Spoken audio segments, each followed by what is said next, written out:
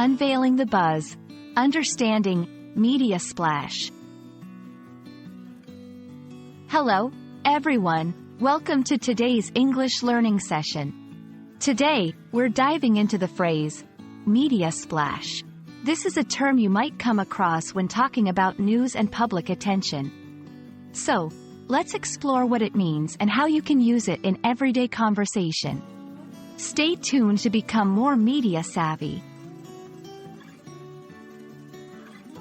A media splash refers to a situation where an event, person, or product receives a lot of media attention very quickly.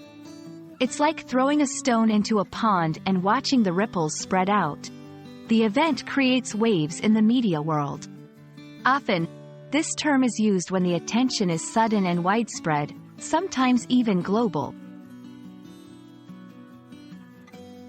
So, how does something make a media splash?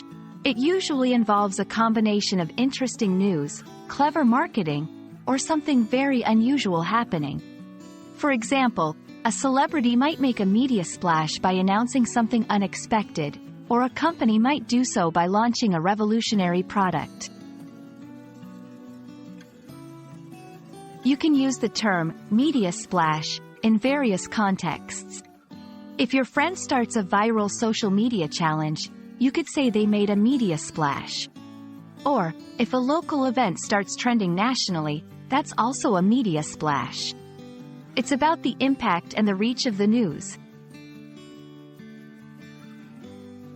Let's look at some examples. The royal wedding made a huge media splash. It was on every news channel. The whistleblower's revelations caused quite a media splash, prompting widespread debates. And that wraps up our lesson on media splash. We hope this video helps you understand how and when to use this phrase. Remember, English is full of colorful expressions that make the language rich and vibrant.